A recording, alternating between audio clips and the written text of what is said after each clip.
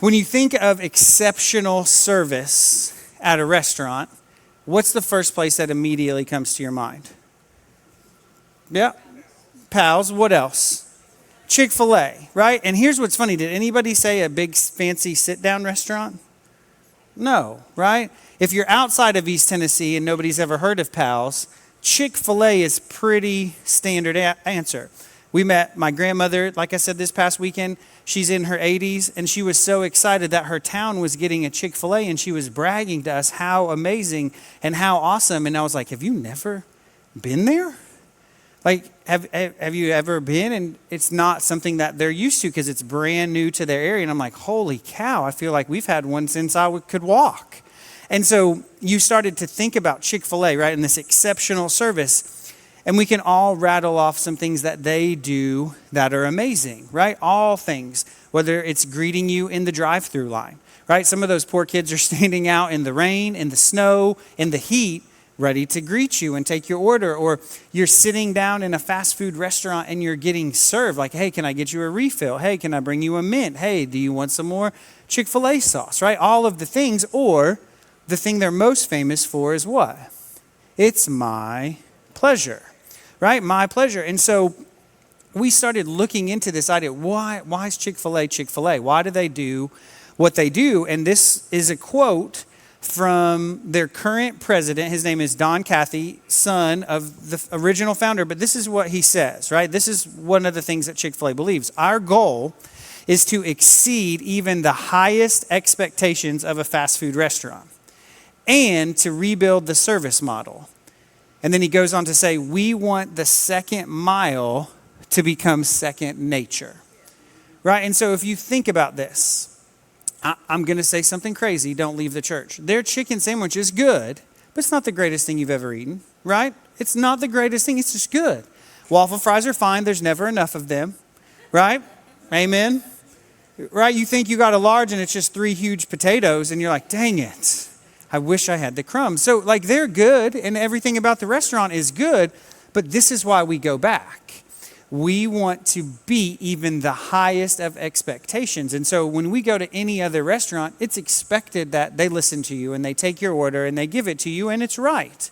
And Chick-fil-A said, oh yeah, all of that's expected. But what we want is second mile, right? Second mile service is the whole name of the game. Anytime you go around Chick-fil-A, second mile service. And this concept has its roots in the Sermon of the Mount, right? Second mile service comes from the Sermon of the Mount. But if you're not careful, you'll miss it because it's sandwiched in between 2 really big things that most people know, okay? It's sandwiched between turning the other cheek and loving your enemies. And so I want to show you these 3 verses real quick. It's Matthew 5, starting in verse 40. Right above this, it also talks about an eye for an eye, a tooth for a tooth, very similar stuff. So this is what Jesus says in Matthew 5:40. If anyone wants to sue you and take your shirt, first of all, wouldn't it just be nice if all they wanted was your shirt?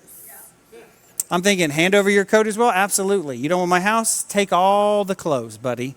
But Jesus says, if anyone wants to sue you and take your shirt, hand over your coat as well. Verse 41, if anyone forces you to go 1 mile, go with them 2 miles.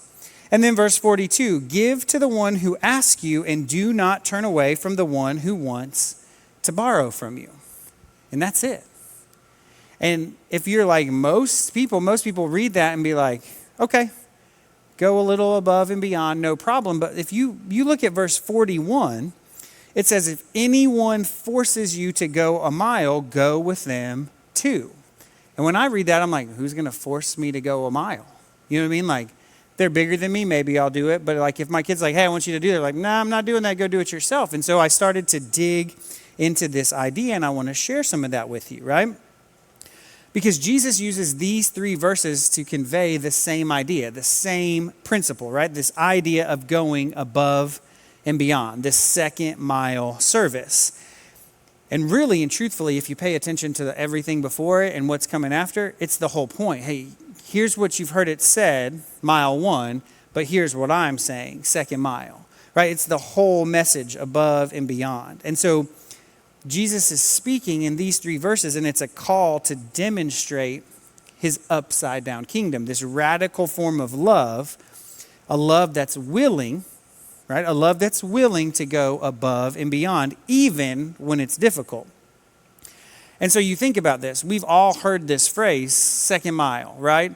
Going above, right? Second mile has been around since first century. Rome took over all of the modern world, right? Conquered territory after territory. Anywhere around that little Mediterranean, Rome was there. And so what they did is they built this huge, massive order of highways, right? We've heard about this. We've studied this in school. Many of us have forgot this. But they created all these roads so that they could get from territory to territory. Well, one thing they did was on this 50,000 miles of road, they put a mile marker every mile. And it had directions and it had sometimes little sayings. Think of it like our big green signs right now. But every sign had the direction and the distance to Rome. And we all know that, right? All roads lead to Rome. This is where that saying came from. But here's the thing that I didn't know about verse 41. Roman law said that anyone that they had rule over, right? So any territory that they had rule over, they could just be riding by, walking by and say, hey, Brent, hold my backpack for a mile. And by law, what did you have to do? Say yes. You had to stop whatever you were doing and carry their pack for a mile, right? So that was the Roman law, but it was only for 1 mile. And so get in this mindset, right? Get in this mindset. You're doing your daily life, just hanging around, doing whatever it is you do. Soldier pops by and says, hey, come on.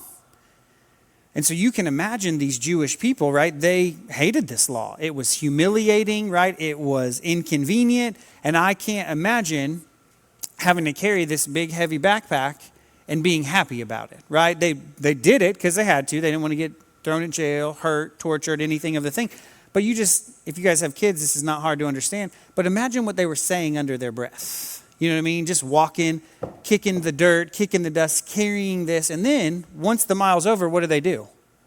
They got to turn around and walk another mile back to do whatever it is they were doing. And I don't know about you, but I don't think these Jewish guys were just sitting down playing the Switch. You know what I mean? They weren't just watching a little TV. They were working. They were doing things. They had responsibilities. And so I don't know how fast you walk a mile. I'm about 20 minutes kind of guy.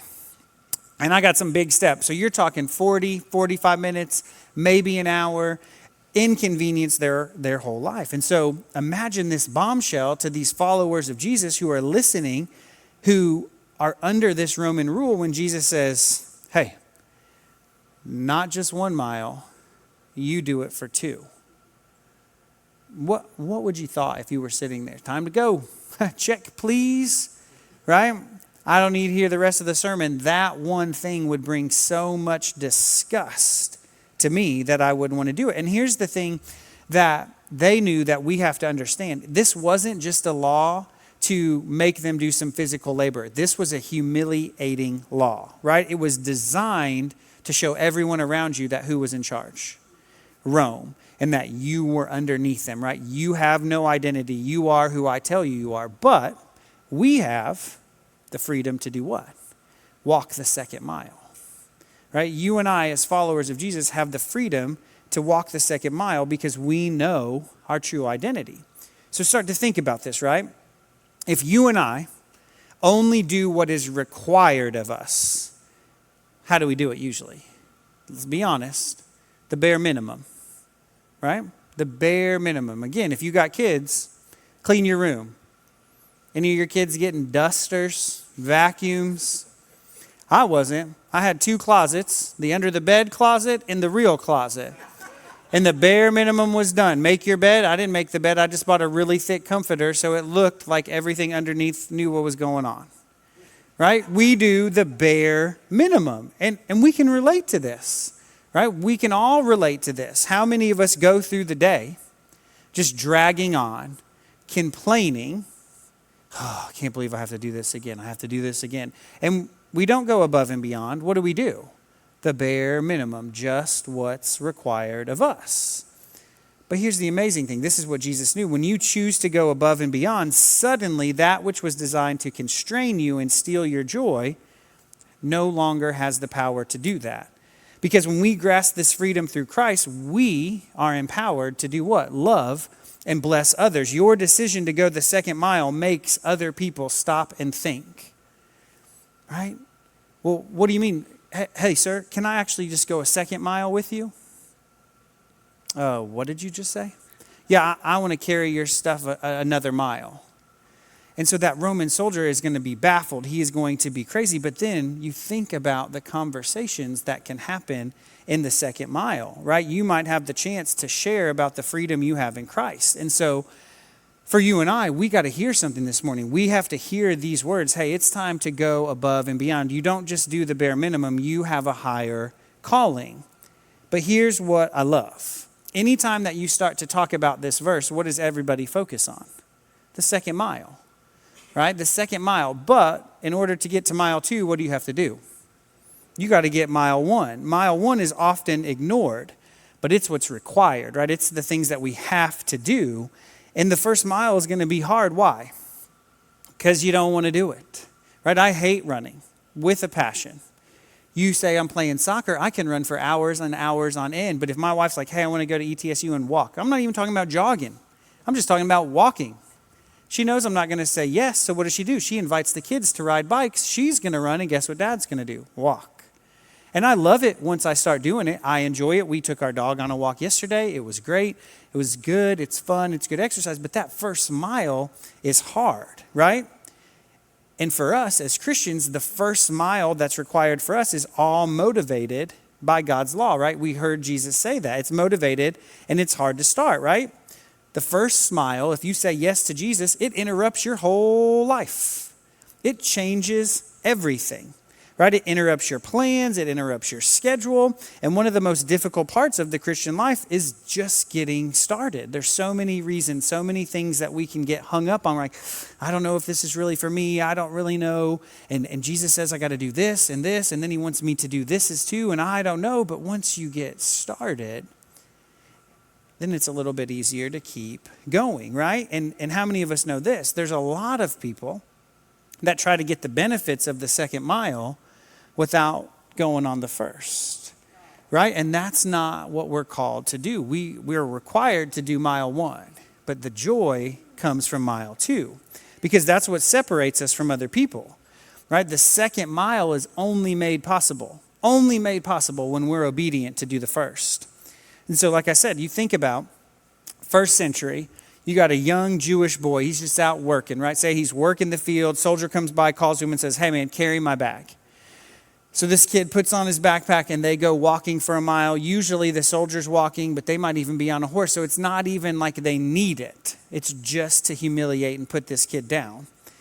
And so you think about this young guy, interrupts his whole day. Whatever he was doing, whatever his parents asked of him, whatever responsibility he has now gets paused and put on hold. It takes him away from his work, but he has no choice, right? It's the law. He has to do it. Except this boy, he's a second mile kind of guy. And so they're walking along, and he sees that next mile marker. And instead of putting it down, spitting on the ground and saying, good riddance, soldier, he's like, actually, I want to carry your pack for one more mile. I want to keep going. And the soldier looks up, baffled. He looks confused, and he starts to ask questions. Well, you know you're only required to do it for 1 mile. Yes. But I want to keep going. Well, what's his next question going to be? Why? Enter us, purpose, place, people. Well, let me tell you why. There's a guy named Jesus, and he gave me the freedom to choose, and he asked me to go above and beyond, all right? Imagine the conversations that are now possible because you did what was required, but you're choosing to go above and beyond, right? You guys know, if you've been around me for any time, there's a phrase in our life, it's true love shows up. What is that guy doing? He's showing up. He's showing up. And he's like, I'm here, right? Mile 1 is an inconvenience. It takes you 2 miles away from whatever you're going to do. The second mile brings you 4 miles away. But imagine, right? Imagine what happens if you don't think of it as an inconvenience. You think about the potential. When you look over the life of Jesus, you see this over and over again. He was interruptible all the time. He was never distractible, right? But he was interruptible. So much of his ministry was interruptions. And so many of us, not me, I'm not going to put me because I'm not a planner. If you were here this morning, you saw how my brain worked. Not a planner. But we're like, I got this planned out, and I got this day, and this day, and this couple hours, and this couple hours. And Jesus is like, hey man, you're not on my schedule, but I'd like to meet you. And he's like, no, I really need to talk to you. We got to go for a mile walk. And most of us would begrudgingly do it. But imagine what happens if we're like, hey, I know you needed me for this, but I'm here to stay, right? I got a little more time, and I want to talk to you about a couple other things, right? The second mile is all about the conversation. Think about the testimony, right? Think about the God story. And you're like, ooh, I'm introverted. I don't really want to talk. Think about the time you get to pray walking for 2 miles on your way back, right? Anything that you can think of happens because of that 2-mile journey. Here's something I want you to see. Mile 1, fulfilled an obligation. But mile 2 changes the nature of the relationship. And any one of us that's been encouraged by a second mile person understands how the relationship changed. It's easy for us as Christians to do A, B, C, or D because we're called to. But the ones who impact our lives, the one who impact your lives, they're the second mile people. And you know that because your whole relationship is different. You guys all know right now, if I said whip out your cell phone and call that one person that's going to answer every time, they're a second mile kind of person. Right? And that's what Jesus is calling each and every one of us because he was a second mile God. Right? He knows this road very well. It was all because of his love that he walked the second mile to the cross. And now think, right? He journeyed the first mile. He stepped out of heaven, put on human flesh, and he followed the law to a T. Right? Jim talked about this. He said, I didn't come to abolish it. What did he come to do? Fulfill it. Every I dotted, every T crossed. Jesus fulfilled mile 1, right? Never sinned one time. But then he looks at each of us and says, I'm going to go on for a second mile. Why? Because of his love for you and me. The joy set before him, right? If you know that verse in Philippians, for the joy set before him, he chose mile 2. Why does he say yes to the second mile? Because he knew he had a purpose. He knew he had a place. And he knew he had a people. Same thing for you and I. That second mile is not any fun unless you know, hey, this is on purpose. Hey, God, I want to be interruptible today. I don't make it. I don't recommend you making that your plan every day. Maybe you will. It works so far. 38 years strong, 37 3/4. But being interruptible, some of your best memories, some of your best moments are unplanned, right? They're interruptions. And so Jesus said, hey, I'm going to go on this second mile journey knowing that his ended at the cross. And this is what I love. He wasn't carrying a backpack, right? He was carrying the weight of my sin and your sin and the sin of the entire world. And so he's like, you got to go above and beyond. And I think it's even more powerful for us because we know the end of the story. These guys, these gals, these kids are just hearing this guy teach. They have no idea what's coming. But you and I know the end. And so he said, hey, I'm going to go on the second mile. And you're like, holy cow, you did. You went on the second mile and it ended at the cross. And you still went anyway. Going the second mile, it requires us to break free from the chains of selfishness and to look towards loving other people. So we're going to transition and talk about this for a minute. Look at what Jesus says next in the Sermon on the Mount. He says, you have heard it said, love your neighbor and hate your enemy. That's Matthew 5:43. When Jesus said this, he was quoting Leviticus 19:18. This is what it says. You shall not take vengeance or bear a grudge against the sons of your own people, but you shall love your neighbor as yourself. I am the Lord. And so what Jesus is doing, he's quoting this, reminding the Jews that their relationship with one another is defined by love. But if you paid attention, the Pharisees left off a part of what Jesus quoted, right? The Pharisees left a part out. They left out the part of loving your neighbor as yourself, right? The Pharisees did what the Pharisees did, and they just tweaked it just a little bit to make themselves look really good, and they took a little bit away. And they don't have any excuse because they had the first 5 books memorized by the age of 12, like knew it all. So they didn't just forget, oops, they left it out. And for us, that might seem as a small thing, right? You got the mix, right? Love your neighbor. That's the important part. Jesus says, no, no, no, no, no. Those two words change everything. Love your neighbor as yourself. Because if we're honest, who do you love more than any other person? Yourself, right? We're selfish. We're going to do what's good for us most of the time. And so those two words define the quality of this love. And so Jesus says, no, no, no, do you love your neighbor? It's like, do you love your neighbor the way you love yourself? And so not only did they drop off those two words, but the next part of that verse said, love your enemies and love your neighbor and hate your enemies. I don't know if you're a Bible scholar, but if you open that book from cover to cover, do you know what one thing is never in there? Hating your enemies. Hate's in there. There's some things that God hates. There's some things that we're called to hate. But it's never hate your enemies. And so Jesus is saying, whoa, whoa, whoa, whoa, love your neighbor. That's kind of it. Hate your enemies, never been in there. So he's like, I need you to listen to what I have to say, right? You have to live radically different lives. This is what he says in verse 44. But I tell you, love your enemies and pray for those who persecute you. Pray for those who persecute you. The primary motivation for us to love our enemies comes from where? God. It comes for the same love that he has for us, because every single one of us were enemies of God, right? And if you're not in a relationship with him, you are still an enemy of God. You're living life in a way that is against him. But God said, oh, I sent my son to love you, to lead you where? Back to me, so that you are no longer an enemy. And so what Jesus does with the going the second mile and loving your enemies and praying for this people who persecute you is he's challenging our understanding of the way of love. It's easy to love people who are kind to us, right? It's easy to do that. And he's going to go on here in just a minute and say, but that's what everybody does. It's easy to love people who share our values and share our beliefs, but Jesus says, whoa, we're breaking boundaries, right? We're going past those things. Loving our enemies, I need you to hear this, doesn't mean we condone their actions, right? That's not what it means. Loving our enemies doesn't mean we agree with their views. Here's what it does mean. It means we recognize their inherent worth as fellow human beings, and we pursue that well-being. Okay, I need you to hear that, because that's twisted in our world.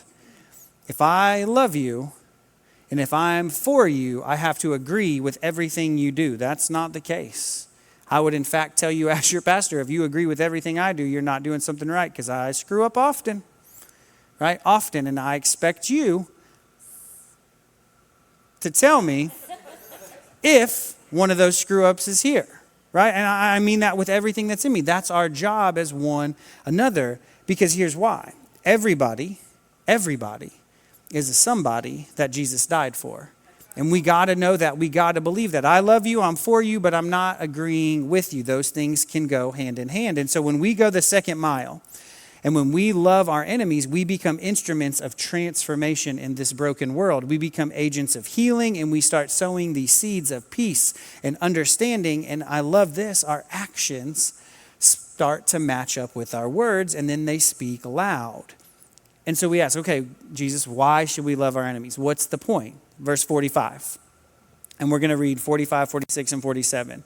Why do we love our enemies? So that you may be children of your Father in heaven. He causes the sun to rise on the evil and the good. He sends rain on the righteous and the unrighteous. If you love those who love you, what reward will you get? Are not even the tax collectors doing that? And if you greet only your own people, what are you doing more than others do? Do not even pagans do that? And so Jesus lays this on real thick, right? He lays this on real thick. And I want you to hear, it's not to earn our place as kids. Because when you first read that verse, it says, why do we do this? So that you may be children of your Father in heaven. That's not what he's saying. He's not saying, hey, do these things and I'm going to give you this privilege, right? Because we know we can't earn anything that he has to give us, right? That's not what he's about. That's not anything that lines up what he has to say. But he's like, you need to look like your Father in heaven. Somebody, when we came in, Cooper was standing right next to me and they said, man, you look just like your son. And here's the goal. I don't want him to look like me. I want him to look like me. I want his character to be a man after God's own heart. And that's what Jesus is saying, right? He was like, remember the very beginning, I created you in whose image? Mine. That doesn't mean we all look like God, right? It means that there's character. There's different things about each one of us that reflect his nature, his character, his love. And we're created to reflect that character. We're created to look like our Father in heaven. And Jesus is saying, don't be like the Pharisees, right? Don't act like religious people. I don't want you just to appear to do the things that I've called you to do. Shocker, I want you to actually do them. Because when you look at Scripture, Jesus is harshest with one group of people, the fakers, right? The religious people. He's like, no, I want your mess. I want all of it. I don't want you just to pretend to be kind. I want you to be kind, right? I want you to be kind to people who are easy to love.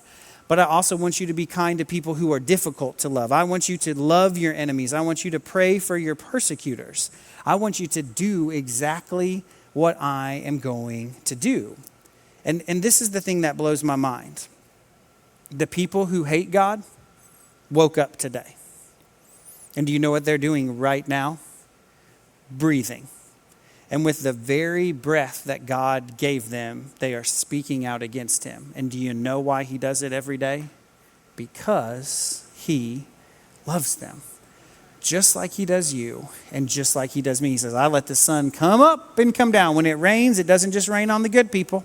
Right? We don't drive down the street and see, oh, this guy's crops are good. He must be a Christian. Oh, this guy has nothing. Right? He causes it to rain on everyone. Why? Because everybody matters to God, whether God matters to them or not. Right? And we have to remember that. That's a concept that we have to think about. Everybody is somebody that Jesus died for. Everybody matters to God, whether God matters to them or not. And so God loves us despite of us. And he loves them and he calls them to do the exact same thing he is asking us. Go above and beyond. Go the second mile. Love those difficult people. And so I just want to take 2 minutes and I want to give you practical ways to do that. Okay? You're like, I don't really know. This is hard for me. Here you are. These are the things to write down. First one, verse 47. He says, greet them. Greet them. What does that mean? Hey, how are you? That's it, right? Hey, how are you? Acknowledge their presence. Look them right in the eye. Shake their hand. Talk to them. Greet them. Don't ignore them. Don't pretend they don't exist. Oh, I remember what they said about me. That doesn't matter, right? Jesus says, greet them. Greet them. Simply acknowledge their presence and say hello. That's step one, right? That's easy. Step two, refuse to speak evil about them, right? That sets you above our culture immediately. Well, didn't you know so-and-so hurt you? Yeah. Well, what do you think about them? Well, man, I'm going to tell you, I know that in my life, I've made some choices that weren't easy to make, and I've hurt some people. And here's what I know through all of that Jesus died for them just like he died for me, and they matter to God just like I matter to God. And so despite our differences, I'm still going to love that person. It's going to look a little different now, but I'm not going anywhere, right? And that doesn't mean stay in bad situations, and that's not what we're talking about. It means present, right? I'm going to pray for that person. Well, you might not be able to have a relationship, like a physical relationship may be impossible for that person, but nothing stops you from praying for that person. And that's what Jesus says. Pray for the people that persecute you, right? So refuse to speak evil. And here's a simple thing that I'm still learning myself.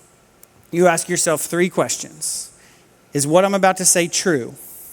Is what I'm about to say helpful? Is what I'm about to say kind?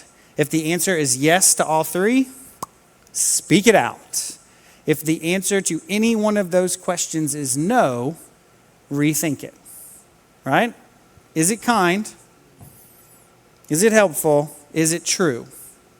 Probably should put true first, because there's a lot of kind, helpful things that aren't true. No, don't say it, right? Is it true? Is it kind? Is it helpful? And that's going to change the world. Now, I'm real bad at this. I'm acknowledging this in the present. Say a lot of stupid things. Just give me a few minutes. You'll find out real quick. But imagine what happens if we refuse to speak evil. And here's the crazy part. When we refuse to speak evil, it leads right to the next one. Pray for them, right? Pray for them. Pray for the people who have hurt you. Why? Why do you do that? Because that's what Jesus did, right? My favorite thing, I don't know, that's fair to say. One of my favorite things, that's the safe way, is when Jesus is dying on the cross and he prays for us. That blows my mind, right? Literally in his worst moment, abandoned, alone, isolated, doing something he was never, ever supposed to do, right? He didn't have to do that. He said, hey, God, I know you're about to turn your back on me, but I just want you to forgive them. The last thing he asked God, forgive them because they don't know what they're doing. And here's what's amazing. A Roman soldier, maybe a soldier who had been impacted by a second mile guy, second mile girl, said, holy cow, surely this was the Son of God.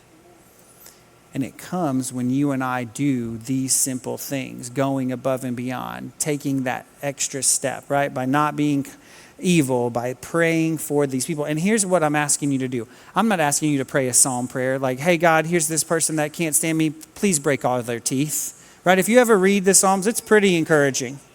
Hey, God, I just want you to take all my enemies, break all their legs, and keep them trapped under rocks. That's not what we're asking, right? If that's where you start, you need to call me. It's real, it's honest, we can feel that way. God, I feel like, but here's where I'm at, right? That's not what we're saying. Not praying for those kind of things, but truly pray for them, remembering that everybody's a somebody that Jesus died for, right? And then here's probably one of the most challenging parts. You disarm them by doing the unexpected. This is the whole sermon, right? That's it. Disarm them by doing what's unexpected. Go the second mile. Do exactly what we've talked about all morning. Show up, go above and beyond, be kind, be loving, walk the second mile and crucify your pride, right? And crucify your selfishness, and you make a way for second mile conversations. Well, what if they ignore me? That's okay. You're called to be obedient. God works out the results. You're called to show up. God works on the results. So you're going to get ignored. That's okay. That's what you're called to do. So go above and beyond. And here's the last one. To me, this is one of the most important. I want you to remember who the real enemy is. Amen. We only have one. It's not the guy at work. It's not the guy at school. It's not that lady in your family. It's not the person in your class. It's not the janitor. It's not the secretary, right? It's one thing. It's not a person. People are one of two things. Every person in your life is either a missionary or a mission field. That's it. Never an enemy. And that's a hard thing for us to remember because they hurt us. They hurt the people we care about. And we got to remember that everybody is a somebody that Jesus died for, right? We have one enemy. His name is Satan. That's it. And he knows, right? We know from 1 Peter that he does one thing. He prowls around looking for people to devour, to lead astray, to entice. And there's absolutely people in your life who aren't for you. There's absolutely people in your life who don't care a thing about anything you care about. But those people are not your enemy. If we remember our real enemy, then choosing to love those who are difficult gets a little bit easier, right? A little bit easier. It's easy to say, hard to do. We know that. But choosing to go the second mile starts to make way more sense if you remember that person's not my enemy, right? Satan is. Because if we won't pray for them, who will? If the people in this room can't pray for the people who disagree with them, who's gonna? If we won't choose to love them and see them as God sees them, who will? It's up to us. Jesus knew that, and he said, hey, I want you to go 2 miles. I want you to love your enemies and pray for those who persecute you. Why? Because everybody matters to God.